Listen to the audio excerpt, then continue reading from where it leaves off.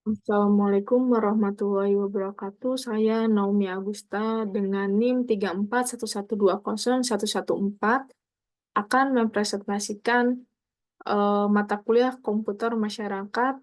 Di sini saya akan eh, menjelaskan 3 poin, yaitu sejarah komputer, Green ICT, dan Green Hardware.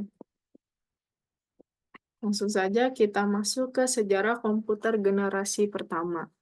Dimulainya Perang Dunia Kedua mendorong pengembangan komputer untuk keuntungan strategis, di mana pendanaan meningkat pesat untuk penelitian dan pengembangan komputer. Lalu pada tahun 1941, Konrad Zuse dari Jerman menciptakan Z3 untuk desain pesawat dan peluru kendali pada Perang Dunia Kedua, di mana Z3 ini digunakan untuk para militer sebagai desain pesawat dan mengendalikan peluru saat berperang. Lalu Inggris mengembangkan Colossus untuk memecahkan kode rahasia Jerman. Howard H. bekerja sama dengan IBM untuk membangun kalkulator elektronik untuk Angkatan Laut Amerika Serikat yang mampu melakukan perhitungan dasar dan kompleks, meskipun lambat dan kurang fleksibel. Ini hasil kerjasama pemerintahan AS dan University of Pennsylvania menjadikan komputer itu menjadi serbaguna yang 1.000 kali lebih cepat dari Mark I. Generasi pertama komputer ditandai dengan perkembangan awal yang didorong oleh Perang Dunia Kedua. Eh, Komputer generasi pertama masih memiliki keterbatasan, namun membuka jalan bagi kemajuan teknologi komputer yang pesat di masa depan. Komputer generasi pertama masih menggunakan tabung vakum sebagai komponen utamanya. Ukurannya yang besar sehingga membutuhkan banyak energi. Lalu yang ketiga, memori dan penyimpanannya itu masih kurang besar atau bisa disebut masih terbatas. Lalu penggunaannya masih terbatas, hanya digunakan pada kalangan pendidikan dan militer. Lalu eh, lanjut ke sejarah komputer generasi kedua. Ada era transistor, dimulai sekitar tahun 1956, yang ditandai dengan peralihan dari tabung vakum ke transistor, di mana transistor ini yang membuat komputer jadi lebih kecil, lebih cepat, lebih andal, dan lebih hemat energi. Adapun superkomputer IBM dan Sperry Clark digunakan untuk kebutuhan laboratorium energi atom, di mana ini membuka jalan bagi komputer generasi kedua yang sukses di bidang bisnis, universitas, dan pemerintahan. Eh, Lalu munculnya bahasa assembly, yang dimana menggantikan bahasa mesin menjadi bahasa assembly, memberikan fleksibilitas yang meningkatkan kinerja dan memudahkan pemrograman, memungkinkan komputer untuk melakukan banyak tugas. Jadi tidak hanya mengerjakan satu tugas saja, namun dibuat menjadi fleksibel yang bisa mengerjakan berbagai tugas, atau bisa dibilang sudah bisa multitasking komputernya. Lalu masuk ke industri piranti lunak. Munculnya bahasa COBOL dan Fortran. Ini bisa mempermudah pembuatan program. Lalu eh, ini pun menciptakan karir baru dalam program dan analisis sistem. Dan dari sinilah dimulai era digital. Lalu generasi kedua komputer ditandai dengan miniaturisasi.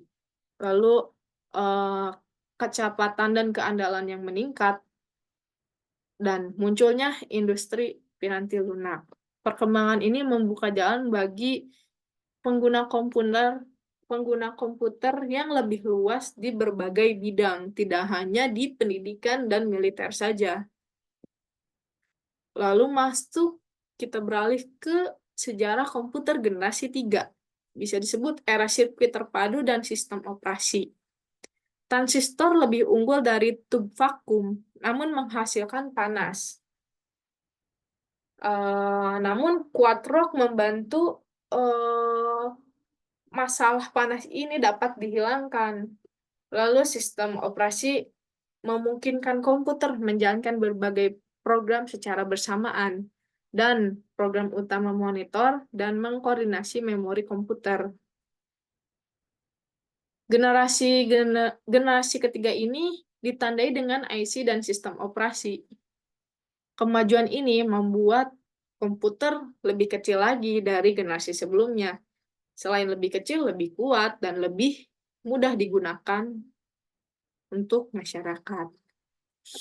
Lalu komputer generasi ketiga ini menggunakan bahasa pemrograman tingkat tinggi seperti COBOL dan Fortran, di mana COBOL dan Fortran ini sudah ada pada komputer generasi kedua, namun digunakan benar-benar pada generasi 3 ini, di mana kapasitas memori dan penyimpanan makin bertambah lagi, makin meningkat pesat dalam segi kapasitas memori dan penyimpanannya. Penggunaan komputer yang meluas seperti bisnis, pendidikan, dan pemerintahan. Lalu ada pun penemuan penting dalam generasi 3 ini. J. Kilby mengembangkan sirkuit terpadu di tahun 1958, di mana IC menggabungkan banyak komponen elektronik dalam chip silikon kecil. Hal ini yang membuat komputer itu jadi lebih kecil dan efisien untuk digunakan. Lalu sejarah komputer, kita masuk dan beralih ke sejarah komputer generasi keempat, di mana terjadinya revolusi dalam dunia komputasi. Ukuran dan harga pun berdampak menjadi menurun drastis. Intel 4004 pada tahun 1971, chip kecil dengan seluruh komponen komputer, mengubah paradigma IC dari khusus tugas menjadi dapat diprogram, membuka pintu bagi pengguna komputer oleh masyarakat umum secara luas, yang dimana ditawarkan kepada masyarakat pada pertengahan tahun 1970-an. Di mana berarti pada pertengahan tahun 1970-an, komputer generasi 4 ini dapat digunakan oleh masyarakat luas atau masyarakat umum, tidak hanya digunakan pada pendidikan, militer, bisnis, namun orang-orang biasa yang tidak melakukan hal-hal tersebut itu bisa menggunakan komputer generasi 4 ini. Generasi keempat ini ditandai dengan peningkatan kecepatan dan kendala, dan penggunaan komputer yang lebih luas, di mana generasi 4 ini membuka lagi jalan bagi era digital yang kita kenal saat ini. Berarti era digital yang ada pada saat ini itu bisa terjadi karena adanya generasi 4 ini. Lalu komputer generasi keempat menggunakan bahasa pemrograman seperti C, C++, dan Pascal. Memiliki kapasitas memori dan penyimpanan data yang makin besar, lalu penggunaan komputer meluas, berbagai bidang, seperti bisnis, pendidikan, dan pemerintahan, dan banyak lagi. Lalu ada sejarah komputer generasi 5, di mana menuju masa depan komputasi. Komputer generasi 5 masih dalam tahap perkembangan awal, namun potensinya sangatlah besar. Sebuah komputer dengan kecerdasan buatan yang mampu berinteraksi dengan manusia, memahami masukan visual, dan belajar dari pengalaman. Beberapa fungsinya sudah terwujud dalam komputer saat ini, seperti kemampuan menerima instruksi lisan yang kita diperintahkan secara lisan, dan bahkan mampu menerjemahkan bahasa asing. Berarti kemampuan komputer dapat menerjemahkan bahasa asing itu dimulai dari generasi 5 ini. Generasi kelima ini berpotensi untuk memiliki kecerdasan buatan yang canggih, berinteraksi dengan manusia secara alami, mengolah informasi secara paralel untuk meningkatkan kecepatan, lalu mengubah cara kita bekerja, belajar, dan berkomunikasi. Kita masuk ke poin Green ICT dan Green Hardware, di mana menuju teknologi informasi dan komputer yang ramah lingkungan. Dunia teknologi informasi dan komunikasi, serta perangkat keras komputer atau hardware, memiliki peran penting dalam kehidupan sehari-hari. Namun, di balik itu penggunaannya juga berdampak pada lingkungan. Inilah yang melatar belakangi adanya konsep Green ICT dan Green Hardware. Green ICT atau Green Information and Communication Technology adalah konsep yang bertujuan untuk mengurangi konsumsi energi yang digunakan oleh teknologi informasi dan komunikasi, mengurangi jejak karbon yang dihasilkan dari penggunaan teknologi, dan yang ketiga, meminimalkan dampak lingkungan lainnya dari penggunaan ICT. Green Hardware berfokus pada aspek perangkat keras komputer yang ramah lingkungan, seperti desain perangkat keras yang hemat energi. Berarti memiliki desain yang dapat membantu penghematan energi dalam penggunaan teknologi. Ini bisa berupa penggunaan komponen yang lebih efisien, sistem pendinginan yang optimal, dan fitur manajemen daya yang cerdas. Lalu yang kedua, peningkatan daur ulang dan penggunaan kembali perangkat keras. Ini bertujuan untuk mengurangi limbah elektronik dan menghemat sumber daya alam.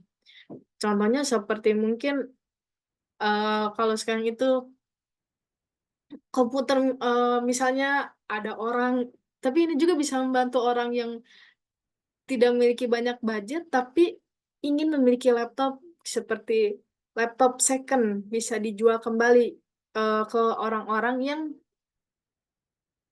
belum bisa dikatakan belum punya uang yang cukup gitu untuk membeli laptop yang baru. Lalu yang ketiga, produksi perangkat keras dengan bahan yang lebih ramah lingkungan. Contohnya penggunaan bahan daur ulang atau yang lebih mudah terurai secara alami.